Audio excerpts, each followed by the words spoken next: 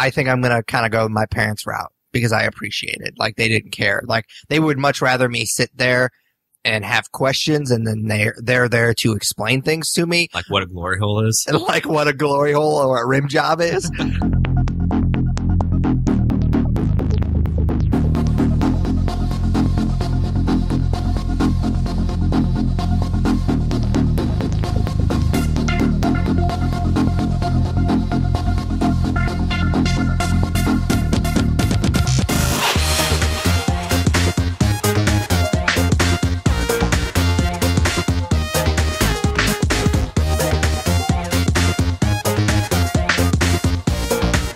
Hey guys, welcome to another episode of the Nerds You're Looking For podcast, a weekly nerd culture podcast that discusses the culture through various segments. My name is Patrick Kuhn, alongside my co-host, as always, Tyrater himself, Tyler Hunt. How's it going, man? It's going well. How are you?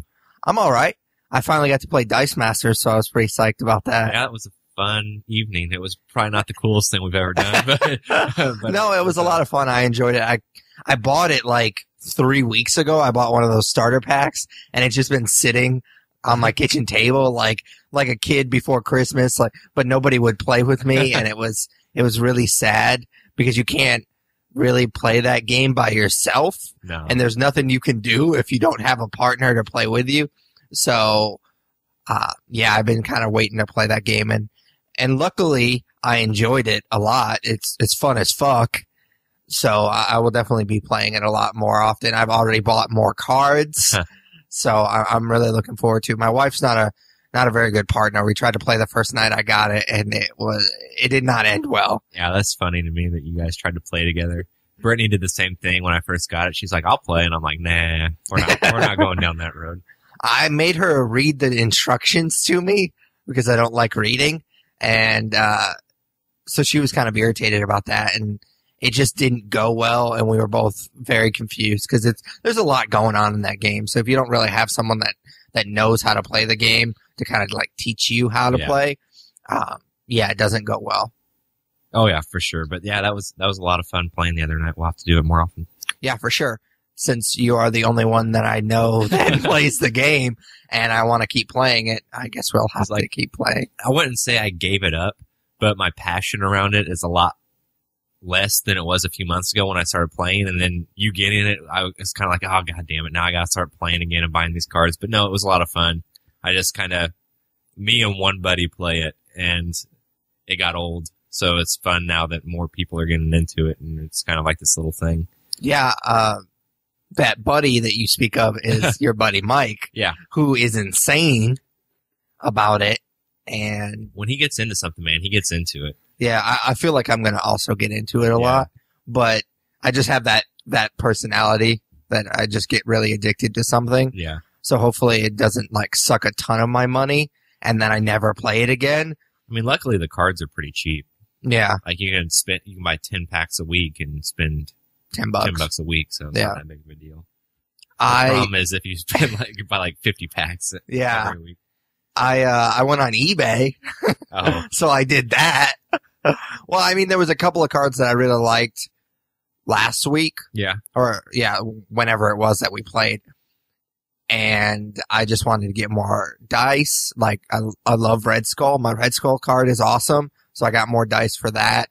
And then I also got that Professor X card that you had that was very, very helpful with his global ability, so I got one of those. So I'm looking to shape my team, and I'm really looking forward to playing more often. If our local comic book shop has a tournament, I would be interested eventually getting into that kind of stuff, because I mean, the strategy that I was using that I kind of stole from you, I didn't kind of steal from you. I did for sure steal from you. Works really well, and I like it a lot. Yeah, I would be interested in doing that too. I had actually suggested it to Mike back when we were first really getting into it. I was like, we should just go play at Comic Quest, and so hopefully they do something like that here soon. I know they do it pretty often. Yeah, Gaming Guild does it as well. Every time I go into that place, there's something in that little weird back room of theirs. I kind of feel like I might get molested if I go there and play Dice Masters, so I don't know. Maybe give them a little bit more time to grow. All right. All right. If this is your first episode, we start each episode not talking about Dice Masters, but actually talking about what we're into. which for me is kind of Dice Masters. But I'll let Tyler start. Okay. What are you into this week? Yeah, Tuesday. I think it was Tuesday. I went and saw Me, Earl, and the Dying Girl. Okay. It's going to get real bummy in here. No, not at all. I had really wanted to see this for quite a while, ever since I saw the trailer, and I was kind of weary of whether or not we'd get to see it in Evansville, because we don't always get indie movies. And not necessarily that I don't know if this is considered an indie movie, but it's definitely a lower budget. I wouldn't say art film either, but it's not Mission Impossible or Jurassic World, and it's coming out right in the middle of all those types of movies. So I was really excited that it came out in Evansville, and they had already, like, at the week after it got here, they had taken it down to 2 showings a day, and I'm like, well, shit, I gotta see I haven't seen it listed, so I'm assuming that's no longer in Evansville. I wouldn't be surprised, but I was like, oh shit, I gotta get on this before it's gone, and I'm really happy I did. This movie's an awkward little movie. Like, the characters are really awkward. They're in high school, but it was really relatable for me because I'm kind of an awkward guy. So I related a lot to the main character, but really great performances overall. John Bernthal is in it. Actually, he plays like the history teacher with tattoos and, the cool history teacher or whatever. So it was, he was really good in it. So was, Nick Offerman. Nick Offerman plays the main character's dad, and he was really funny as well. Just a lot of great actors in it. Just now that I'm thinking about, like, Molly Shannon's in it, and Connie Britton, and just a lot of people kind of popped up that I didn't realize were in it. What else? It definitely had a lot of funny moments. I found myself laughing quite a bit, but as you can probably imagine, it gets pretty dark too. I mean, it's about you were laughing at the dying girl? Yeah, a couple times before she was worse off with the cancer. I don't think you're spoiling it if you say that she dies. Well, because in the title, she's listed as the dying girl. Yeah, I'm not going to spoil whether she lives or dies because the movie kind of plays with you on it.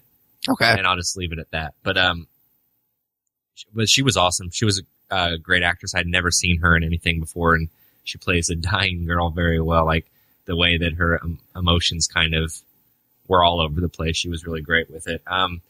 Basically what this movie is, though, it's a coming of age movie. Sure. And I'm a sucker for those. So I found myself loving it. I really wouldn't be surprised if it's in my top 10 at the end of the year. I don't think it'd be top 5, but top 10 for sure, probably.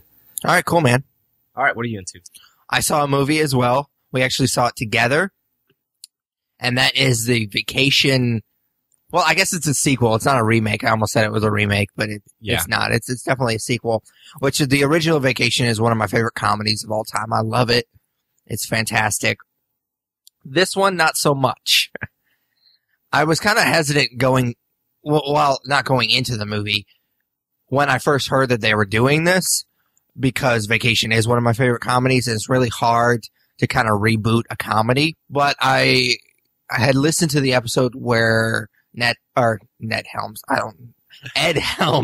was on The Nerdist, and just the way he talked about it, his head seemed to be in the right place. Like, it seemed like they were doing it for all the right reasons. Yeah. So that kind of gave me a little bit more faith in the project. And the writers are actually the writers of the Horrible Bosses movies. And so that gave me a little bit more faith in the project as well. Actually, I didn't know this until like a couple of weeks ago, but one of my favorite characters from Bones is actually one of the writers. Really? For those movies. Yeah. John Francis Daly. Huh. Yeah. I didn't realize that either. Sweets from Bones, if you watch Bones. He wrote the Horrible Bosses movie along with his writing partner, and then they wrote this movie, directed it, and they're also writing the new Spider-Man reboot. Yeah. So that'll be interesting. And then reviews started pouring in for this movie, and it was not good. So it started to build up. I started to have a little bit more faith that maybe this movie can kind of break the trend of bad remakes for comedies.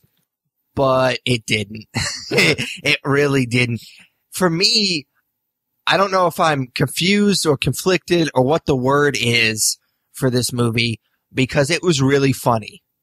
It had some moments where I thought it was really funny. The Chris Hemsworth character, his bits with the faucet, I thought that was really funny. The fact that Russie doesn't understand what to tell his kids and what not to tell his kids. I thought that was funny, even though I have a problem with that particular thread. The fact that one part in the movie, he starts to explain to his kid what a glory hole is, and his wife kind of stops him. And then later in the movie, another really funny part, but it just doesn't make sense with the character. His kid asks him what a rim job is, and Rusty doesn't know. A guy that knows what a glory hole is knows what a fucking rim job is. Those two characters are not the same character. So that bothered me, even though it does pay off later in the movie and it is really funny. The fact that they didn't those two things conflict with each other. So that kind of bothered me. I did like Chevy Chase's. I wouldn't say necessarily it was a cameo because it was longer than a cameo. His part with the B&B was really funny. I thought there were certain scenes in this movie that I felt like they tried to take it too far. Like there's a particular scene where the mom, and I can't remember, something Applegate. Christina Applegate. Yeah. They go back to her sorority and she does the chug run and it's just like a 10-minute scene of her throwing up. And I didn't care for that. And then of course you see it in the trailer, so it's not a big spoiler, but they go to a hot springs, but it turns out it's not a hot springs. That part is really disgusting. Yeah. And it's just like, there's certain bits where they were just trying to gross you out. And don't get me wrong, the original Vacation doesn't necessarily want to gross you out, but there's weird shit that happens in that movie too. Yeah. So I think they were trying for that in this movie, but it just so happened that they just went gross instead of weird. Yeah. So that it didn't sit right with me because there were certain aspects of this movie that were really, really fucking funny. Oh yeah, for sure. And then it was ruined by moments like that for me. Yeah.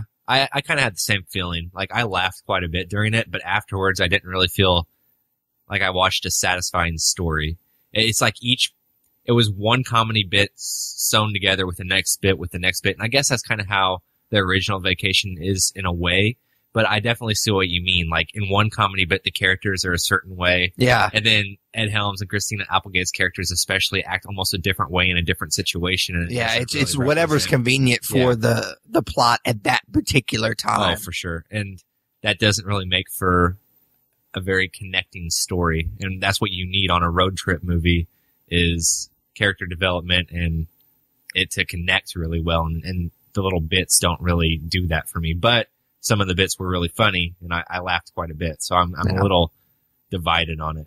And there was a lot of like weird, I hate to say cameos again because they're not really cameos, but there's some decently famous people that come and go in this movie that felt really weird. Like the cops. I didn't feel that part. That wasn't really funny to me. No, it wasn't. It was distracting that they were somewhat famous people that were playing these parts.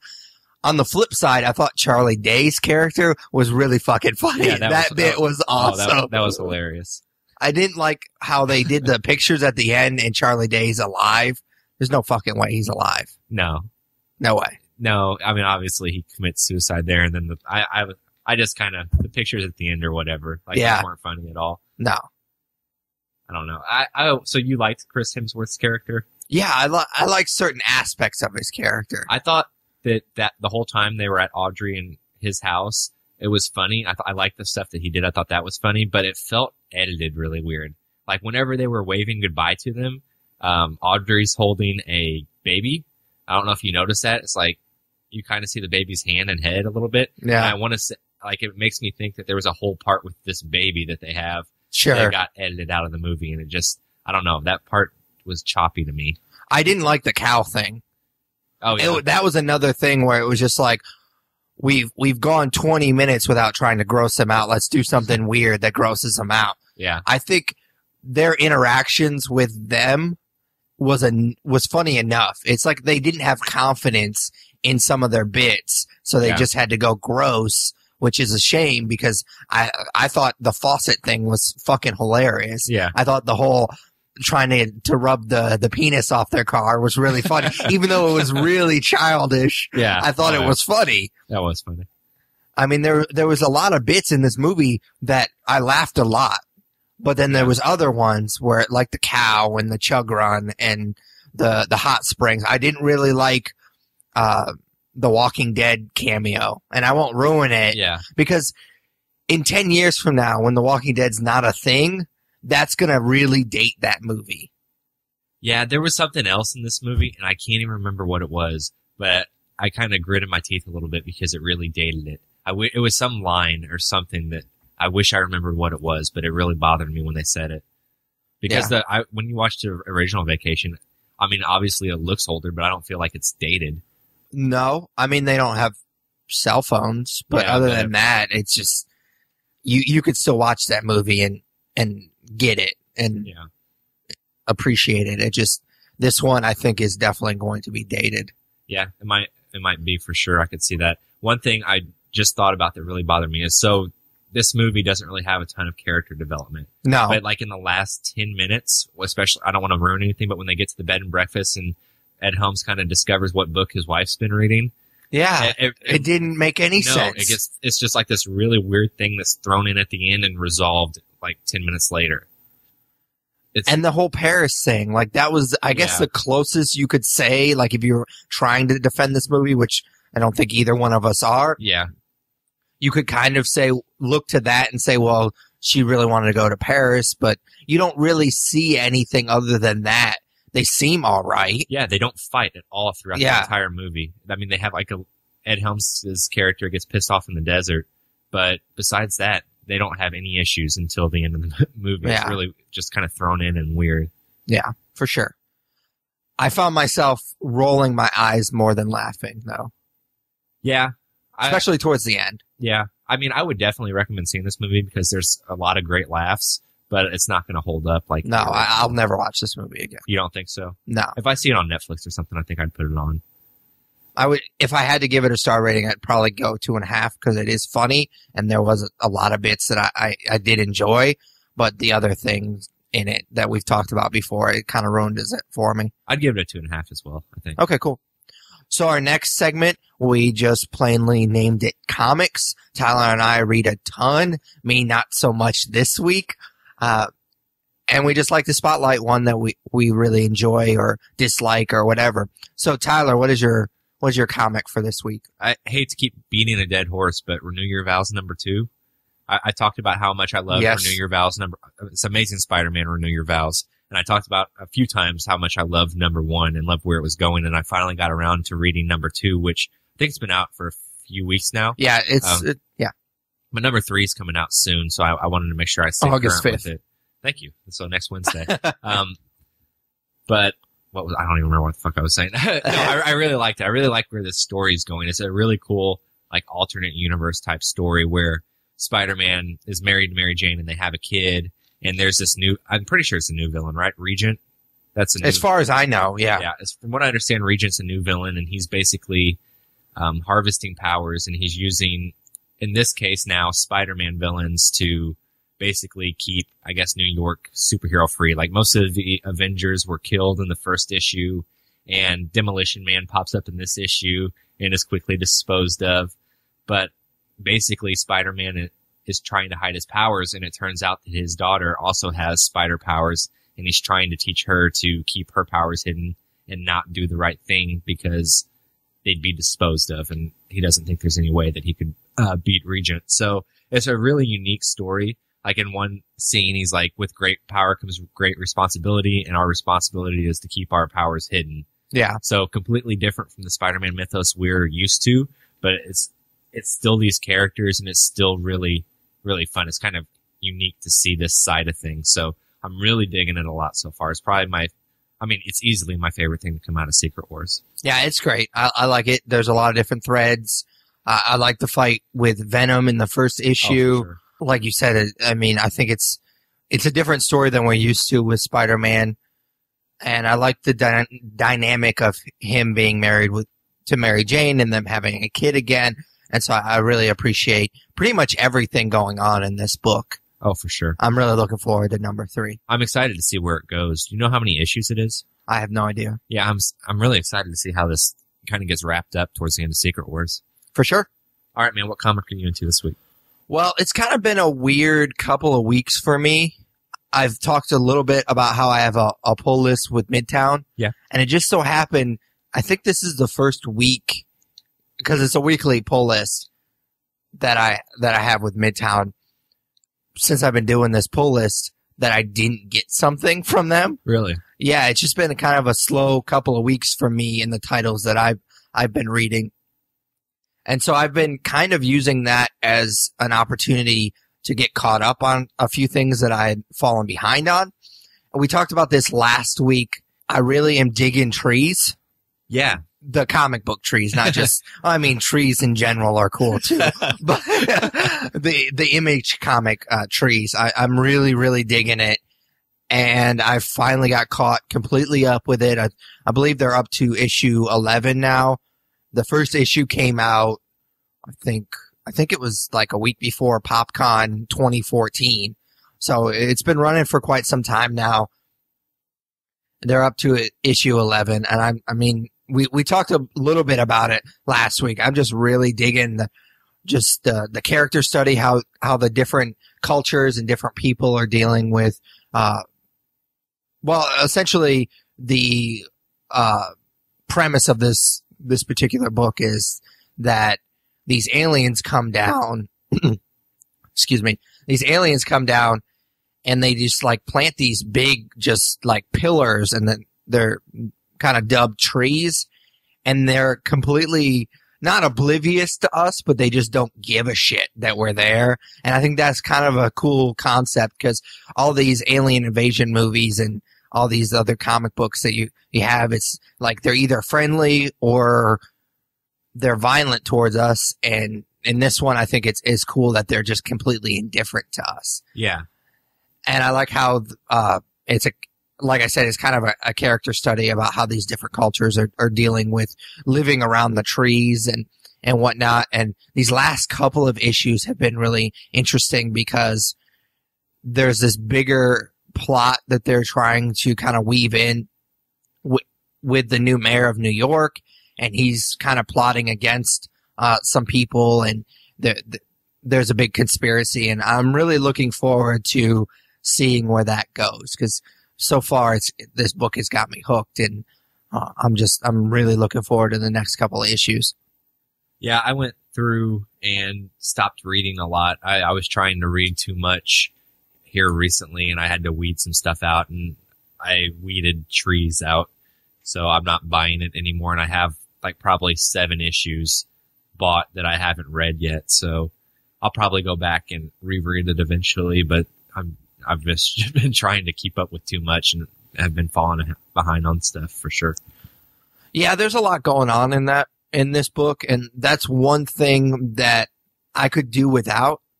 I could do without so many threads, but some of the ones that I really enjoy, I really, really like. So, I mean, I kind of put up with a few here and there that I'm just like, okay, well, I'll get through a few pages and then they'll go to a story that I really like.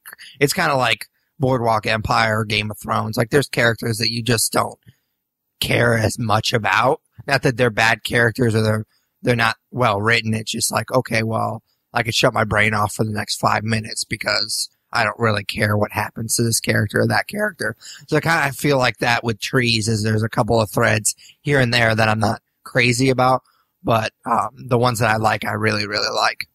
All right, awesome. All right, so our next segment is just nerd news. Tyler kind of corrals all the big nerd news each week, and we just discuss it. So Tyler, what do you got this week? It was pretty weak.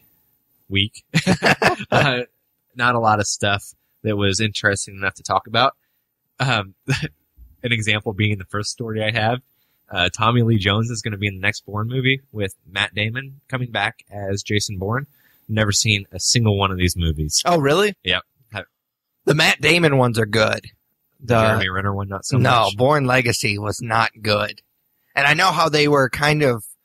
It was weird because for a while there, he was supposed to get like a couple of franchises, and then it just didn't work out because he was supposed to be, and we're gonna talk about the new Mission Impossible movie later in the episode, but he was supposed to get that franchise from Tom Cruise, and that just, I guess, never happened. He probably feels like he got dicked a little bit. Yeah, probably. And then he was supposed to get the new Bourne franchise, like they were supposed to kind of reboot it with him. And that didn't happen because Bourne Legacy sucked a lot of dicks. And so I guess they're just going back to Matt Damon. Yeah, I'm surprised Matt Damon's... He's probably not eager to do another Bourne movie, but they're probably writing him a fat check. So, I don't know. I like Tommy Lee Jones, and I like Matt Damon. I'll probably go back. I think I actually own the first 3 Bourne movies. And you just never watched them? I just never watched them. Like, the Bourne Identity, that's been a while since that came out. That was one of Matt Damon's first big things by himself, wasn't it? I think he was pretty established at that point. Established, but established with Ben Affleck. Like, I would say that would be one of the things he did first on his own, wasn't it? He has a baby face in that movie. I wouldn't go quite that far and say that was his first big thing. I mean, it's certainly his biggest franchise. Yeah, because he doesn't really have much of a franchise. Yeah. I mean, he doesn't really do those types of movies. I guess, he had done The Talented Mr. Ripley. But... No, I wouldn't count that. That movie sucked. Yeah, but, it was him by himself. Ocean's 11, he had been in Ocean's 11 already. That's a franchise, for sure. And then he didn't really... He didn't really carry that movie. Apparently, he was on an episode of the Bernie Mac show. Didn't know that. I also did not know that, mostly because I've never watched an episode of the Bernie Mac show. No, that's funny. But yeah, never seen him. I'll probably go back and watch him, though. I guess I have to. The next one, Channing Tatum is rumored to be leaving Gambit, which was kind of weird to see. Because he was pretty much the reason they were making that movie, right? Oh, for sure. He wanted to make a movie with this character. He's from Louisiana. He loves the character. And Fox is like, fuck yeah, you want to be Gambit? We'll make a Gambit movie. He's at Comic-Con 3 weeks ago, talking it up and being really excited about it. He was up on the 20th Century Fox panel with the cast of X-Men Apocalypse. And so it was really strange seeing that story that his deal is kind of falling through. Yeah, it's super weird. And I'm kind of bummed. At first, I don't know. I had mixed feelings about it, but the more they talked about it, the more I was like, yeah, Gambit is one of my favorite X-Men, if not my favorite X-Men. And so I was really looking forward to it. Oh, for sure. I was definitely weary at first as well. I didn't think that, I hated Channing Tatum for a long time, and I've slowly started to I'm the same way. Especially after 21 Jump Street and those kinds of things that he's done. So for him to take a character that I love, Gambit's one of my favorite X-Men. I was hesitant at first, but seeing the passion that he has for the character, kind of like how Ryan Reynolds is so passionate about Deadpool. Yeah, I figured they'd do it justice, and so this whole situation is strange with me that he's considering dropping out. Do you think that it has something to do with the fact that he does have so much passion for the project and the character, and he doesn't think that they're doing it justice, so that's why he's stepping out? Maybe they're not listening to anything he says creatively. Maybe that a creative idea could have a lot to do with that, but I wouldn't be surprised if it was also money related or something. Sure. He's a huge star now, and yeah, if you're going to do a movie like that, you do. I don't want to say you do it just for the money, because it does sound like he's really passionate about the character and the project, but you don't do a big blockbuster. Yeah, just to not get a big paycheck. Oh, for sure. Because there's so many other things that go into that project, all the press and all the other things that you have to do. You don't do that on the cheap. You do an indie movie and something that you're a little bit more involved and doesn't take as much of your time on the cheap. When I think indie movie, I think Channing Tatum too. So maybe that's just the way he's. Well, Foxcatcher wasn't a huge blockbuster, and he was in some other Bachelorette. Was he in that or some Bachelor? I never saw that movie. Indie movie.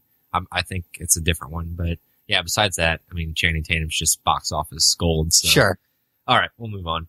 This one is probably just a rumor, but I thought it was interesting. So Disney is probably loving their relationship with Netflix right now, especially with the Marvel stuff. So there's a rumor out there that live action Star Wars shows could be coming to Netflix.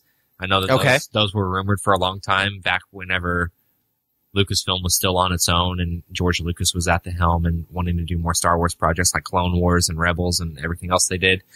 And he had often discussed a live action show somewhere. So what do you think about there being shows like that set in the Star Wars universe on Netflix?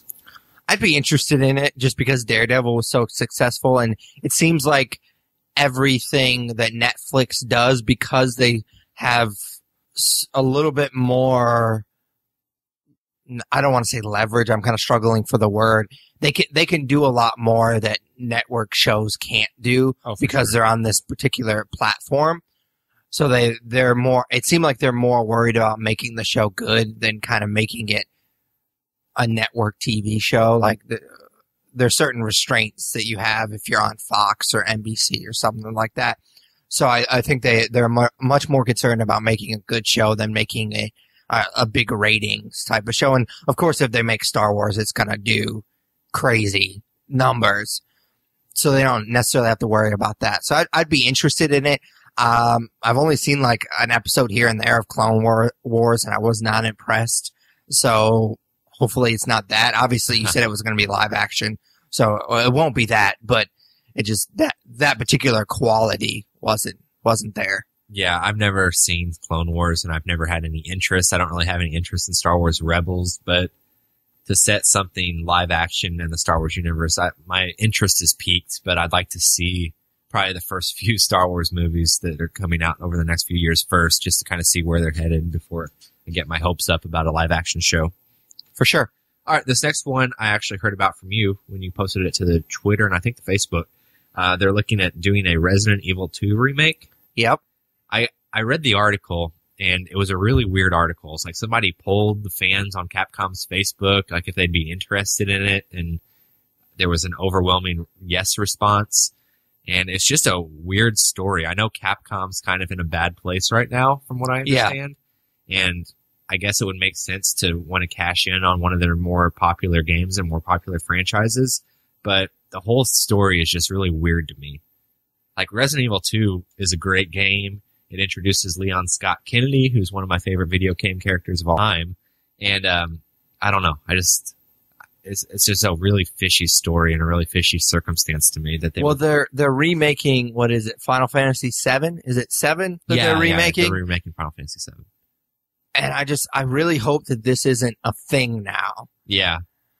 I mean, obviously we have a ton of remakes with movies, and I guess it makes sense because I don't know. I mean, you interact with a movie differently than you interact with a video game.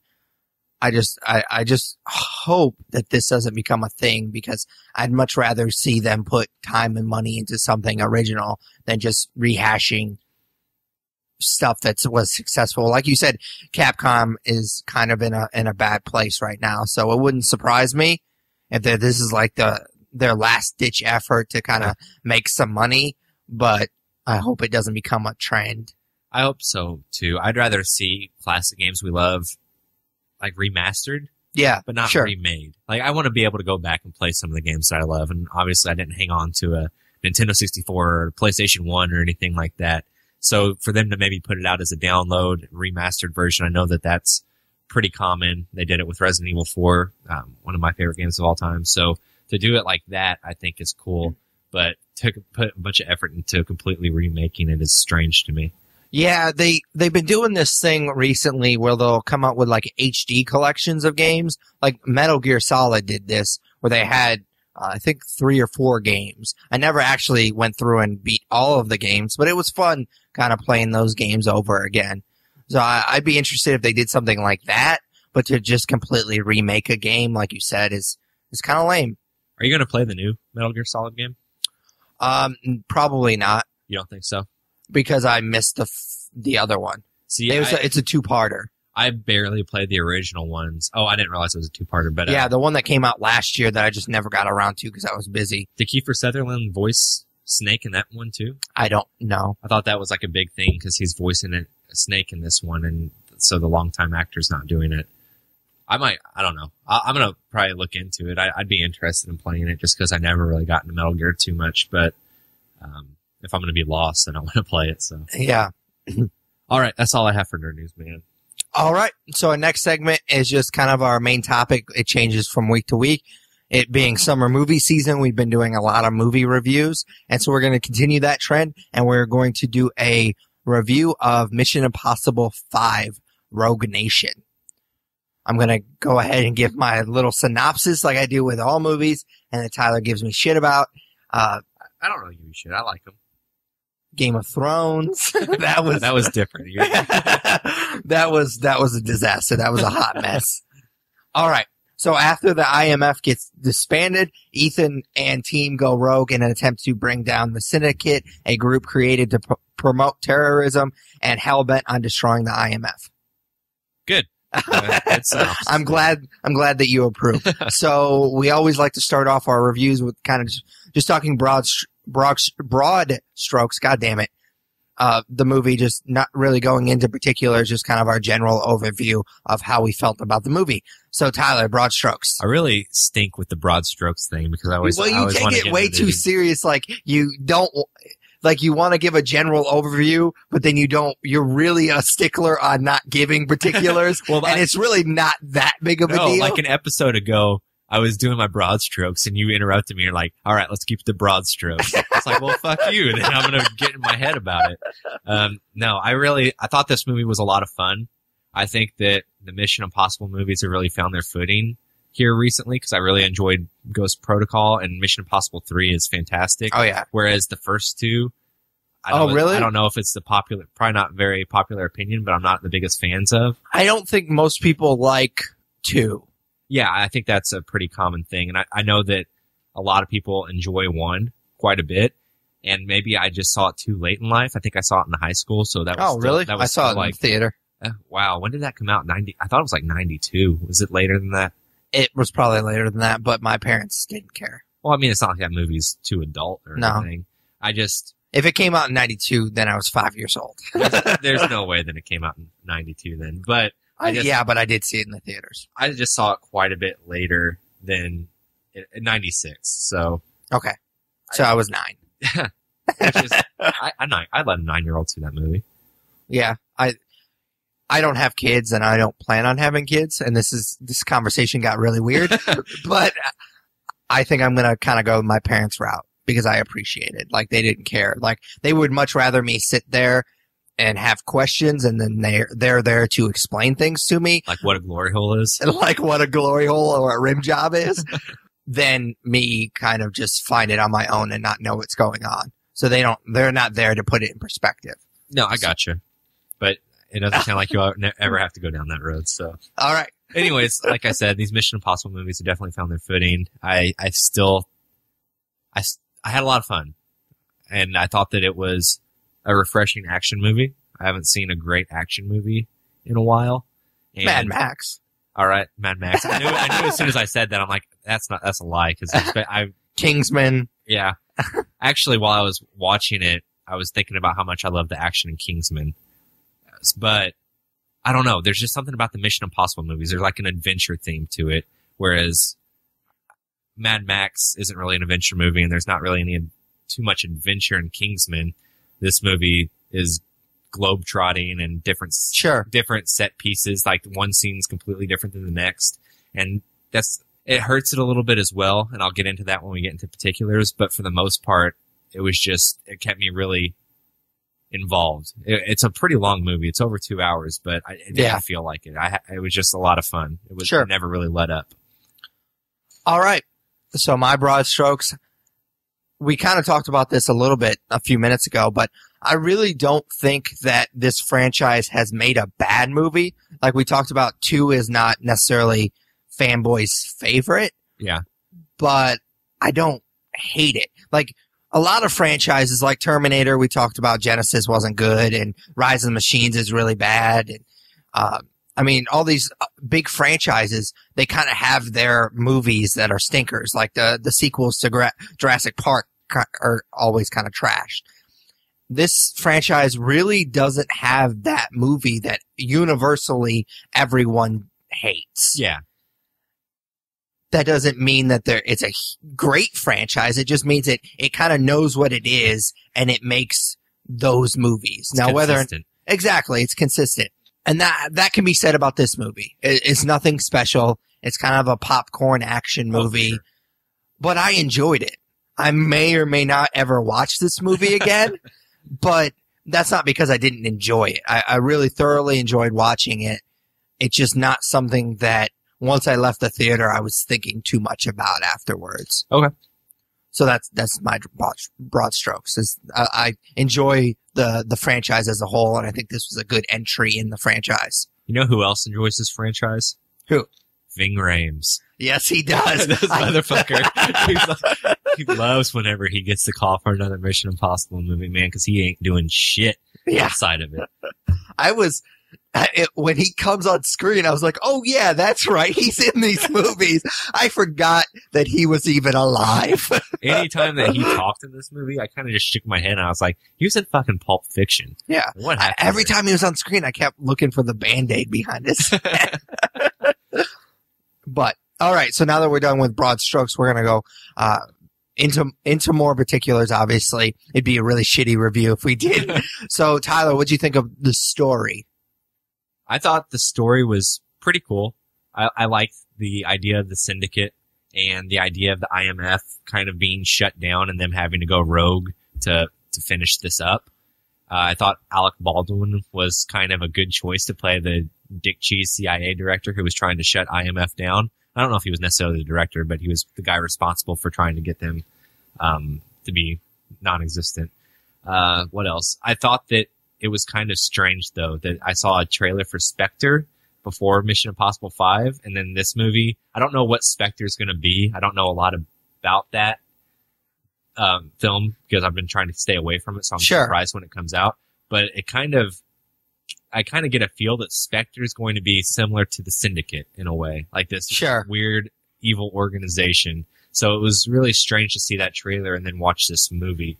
So maybe the idea of the Syndicate isn't as refreshing as I think it is. Maybe it's something that's been played out. But for me, seeing Ethan Hunt and gang trying to do this and, not having the resources they typically do was a lot of fun.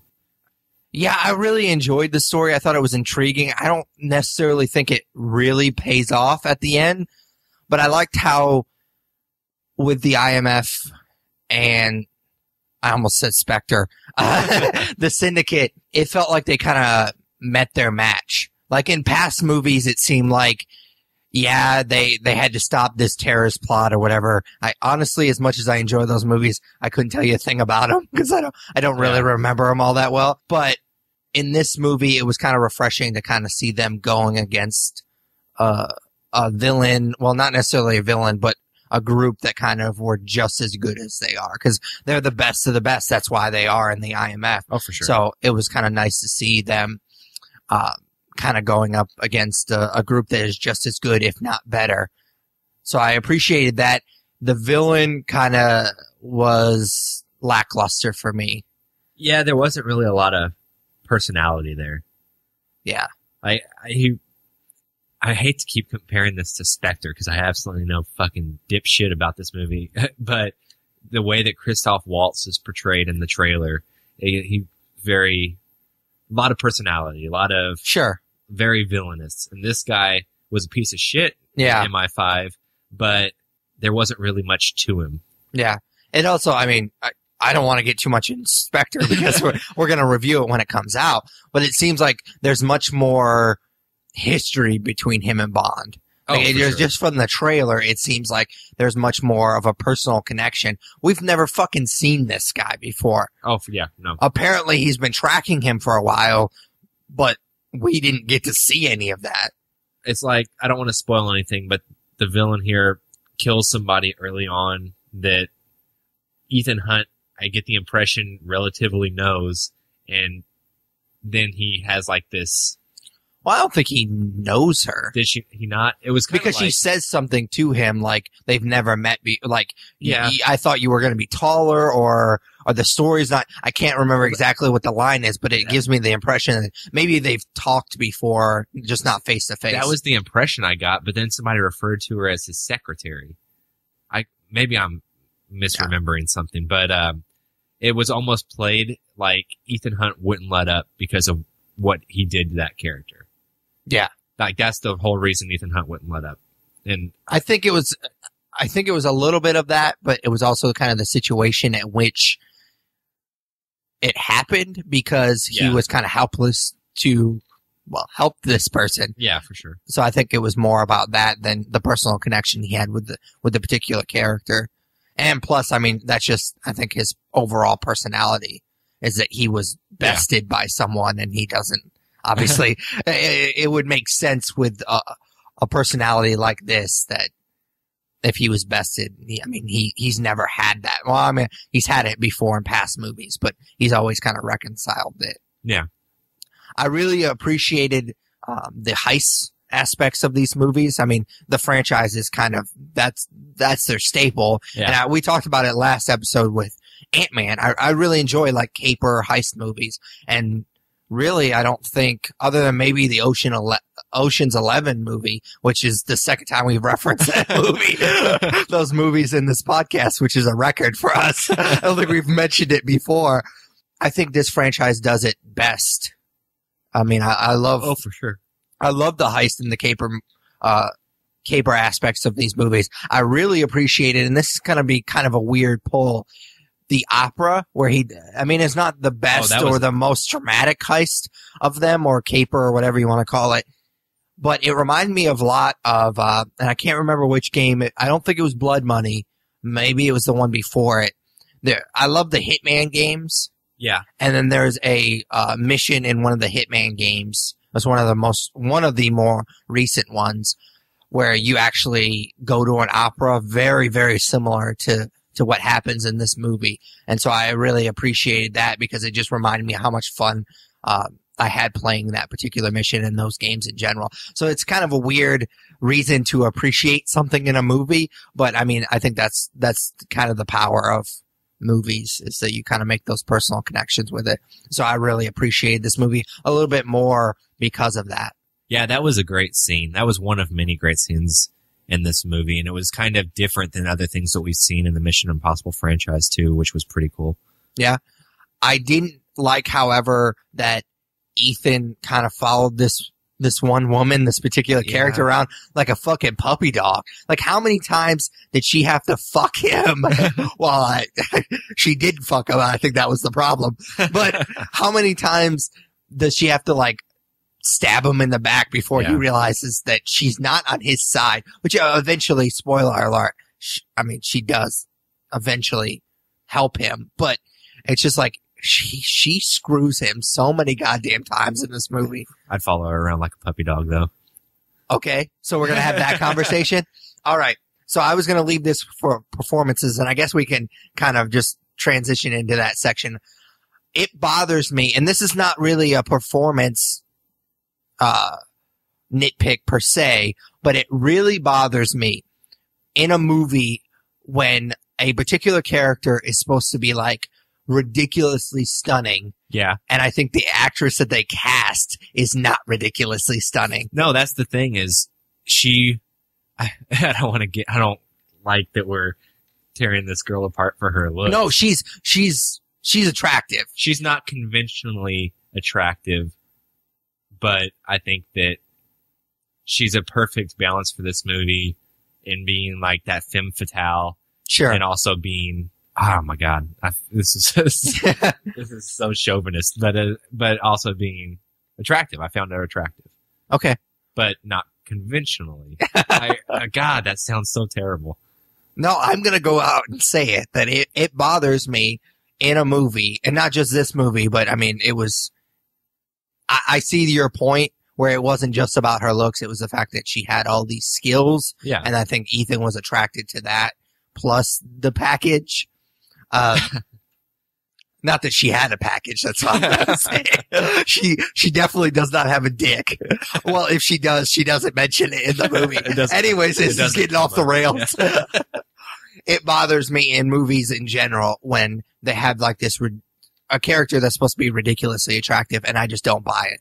Like, this is going to be another weird pull, but I've seen like a million trailers for that Paper Town movie or whatever it's called. And it really bothers me that the actress in that looks like she waxes her unibrow. She has a monster eyebrows. It's ridiculous. Anyway, one of my notes is Rebecca Ferguson was great. So I enjoyed her performance and I enjoyed her in this movie. I've never seen her in anything else. No, I had no idea who she was until this movie. And I thought she did well. That's a casting problem, not necessarily a performance problem. And it's just me. I'm sure other people thought she was gorgeous, and she is attractive. But I don't like when movies build up characters that are supposed to be like ridiculously attractive and then they don't cast a ridiculously attractive person. I don't get how she's supposed to be attractive. She's just in the movie. Because Ethan follows her around like a fucking puppy dog the whole time. Speaking of that, where the fuck's Michelle Monaghan's character? Isn't that his wife? Doesn't something happen to her though? In one of the but then in Ghost Protocol, at the end, she's like back and she actually didn't die. And then we just don't touch on it. And in this movie, like, it's just strange to me because Mission Impossible 3 is just completely wrapped around her. And I love that movie. So for these next two, like Ghost Protocol, it's mentioned and it's resolved. And then for her not to be anywhere present and him to be tracking this gorgeous woman, it just doesn't make any sense to me. I don't know. All right. Anyways, we can go on. All right. So how do you feel about Tom Cruise? He's very much the same character in every movie that he's in. Like did you see Jack Reacher?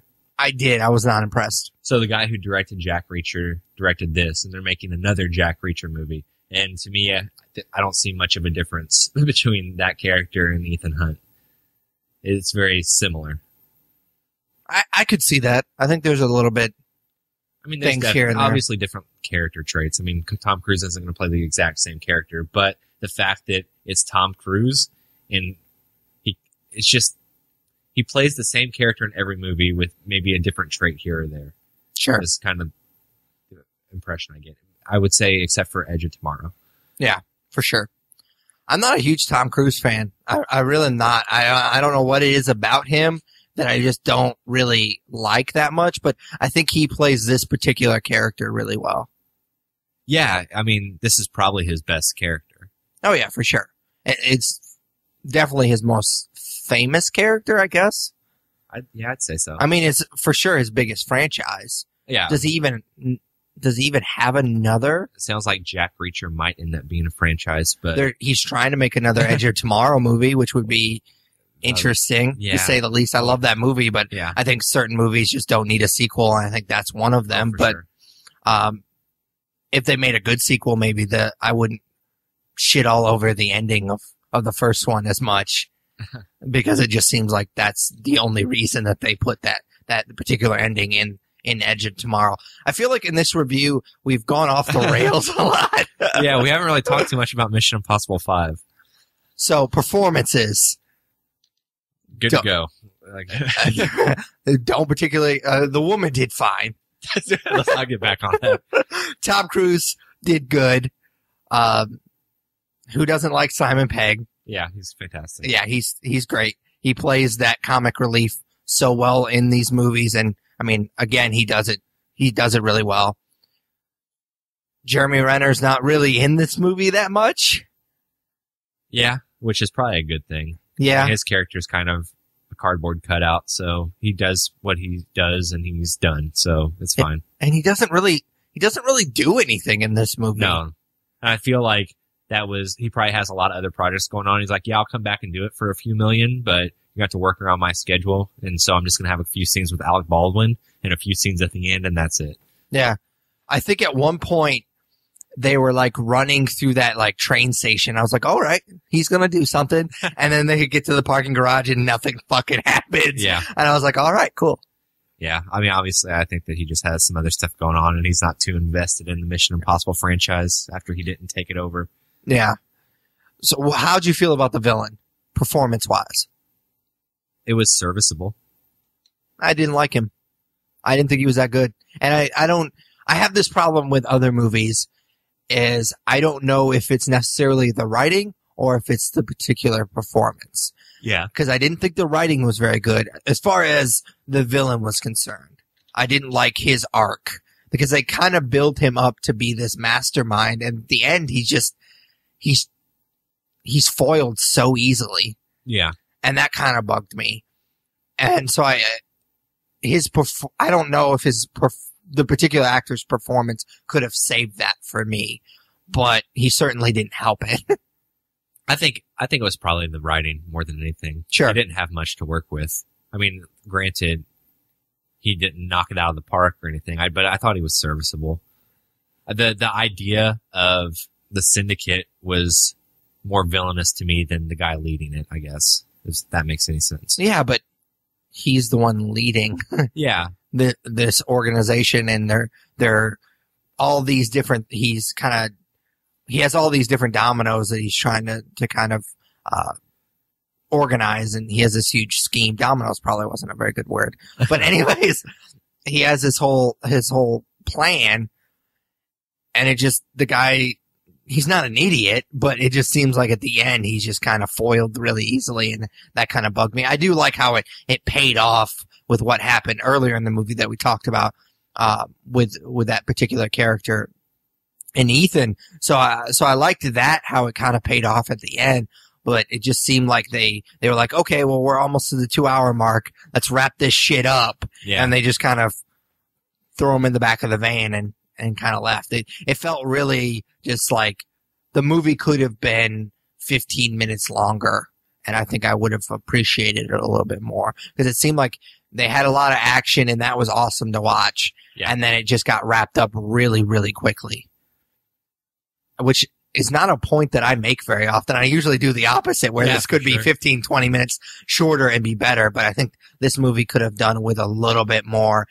at the end. They could have wrapped up the villain and had a little bit more, because I mean, I'm pretty sure they're making a 6, so they could have had a little bit more to kind of lead into that particular movie. Yeah. I mean, they do have a little bit with Jeremy Renner's character and Alec Baldwin at the end, but other than that, I thought that this was really like, okay, we're done now.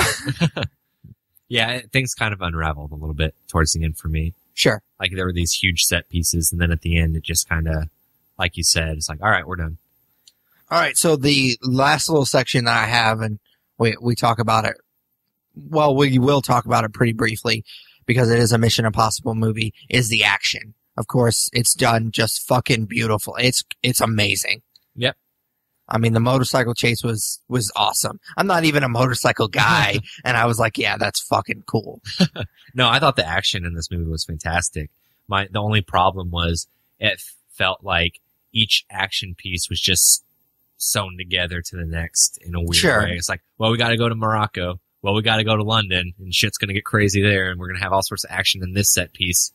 So that was my only issue with it, was just traveling from one part of Europe to the next to wherever, and just Morocco's not. Yeah, but a lot of it takes place in London and the surrounding area. So just all of that kind of, we're going to have a huge action set piece here, and now we're going to have a huge action set piece here. Wasn't great storytelling necessarily, but it was really cool. Oh yeah, for sure. Well, that's all I got. All right. I feel like we talked more about other movies than we did this particular movie, but star rating? I'm going to give it a 3.5. Okay, cool. So you liked it a little bit more than I did, because I'm going to go with 3. Right, cool. I probably will never see this movie again, but that doesn't necessarily mean that I didn't enjoy it. It's just one of those popcorn movies that, I mean, I don't see myself ever rewatching it. I think that it's amazing that this franchise is still relatively fresh after 20 years. Oh yeah, for sure. So it's pretty cool. All right. So the last segment, we just kind of like to cap it off with just a brief chit chat about just a random question. We call it Nerd Favorite. We just ask what your favorite blank is. And it's my week this week, I guess. We kind of lost track for a while there. So I'm just going to say it's my week. And since we just talked about Mission Impossible and a few other Tom Cruise movies along the way, where I'm going to ask what your favorite Tom Cruise film is. Of course, I will go first. And actually, when I first thought of this question, I was like, well, I mean, there's an obvious answer, and I'm going to take that obvious answer. But when I was looking at his IMDb page, there's a lot of good movies that he's in. Like, I think he really picks his films well. I mean, I don't think he's necessarily a hugely talented actor. I definitely wouldn't even put him on the top 10, but he picks his movies well. I mean, of course, he has a stinker here and there. Jack Reacher wasn't that great, and I never saw Night and Day, but I heard it wasn't good either. But for the most part, he has a lot of good movies. I mean, obviously, he has the Mission Impossible franchise. We talked about Edge of Tomorrow. Rain Man, of course, is a great movie. So he has some really good ones. But the obvious one that I kind of hinted at a little bit ago is A Few Good Men. Oh, yeah. It's a fantastic movie. It's one of those movies that every time I watch it, and I've seen it probably the most out of all of his movies, it's one of those movies where I think I either see something new that I like every time I watch it, or I re-fall in love with a particular aspect of the movie. That, of course, I've noticed before, but I just didn't appreciate it as much as I do now. I mean, of course, it has great writing, it has a great story, and it has the iconic line, "You can't handle the truth." But for the most part, it's just a really all-around solid movie. Tom Cruise is probably at his best in this movie, even though, again, I don't think he's the greatest actor. Kevin Pollak is in this movie, which I'd actually forgotten until I started thinking about it. Of course, Jack Nicholson's in this movie, not to be confused with the Golden Bear. Which is an inside joke between me and Tyler. I mean, I just love this movie. Every time I watch it, I think this could probably slip into my top 10 favorite movies. It would be like 9 or 10, but it could definitely slip in there, but then I never end up putting it in there. But I really appreciate it. It would definitely make my like top 15 if I were to ever make that list. Man, sounds like I should probably watch it. You've never seen this movie? No, I was going through Tom Cruise's filmography, and I'm like, man, I have not seen most of his big movies. Like, I've never seen Risky Business. I've never seen Top Gun. You've never seen Top Gun? I know, right? What is wrong with you? Brace yourself. I've never seen Rain Man. What? Yeah. I mean, I've caught pieces of it on TV before, but I've never seen it all the way through. I've never seen Jerry Maguire. I'm like reconsidering our friendship. I've never seen Minority Report. I hear bad things. What? I've heard bad things. What? Is it awesome? It's fucking fantastic. Good.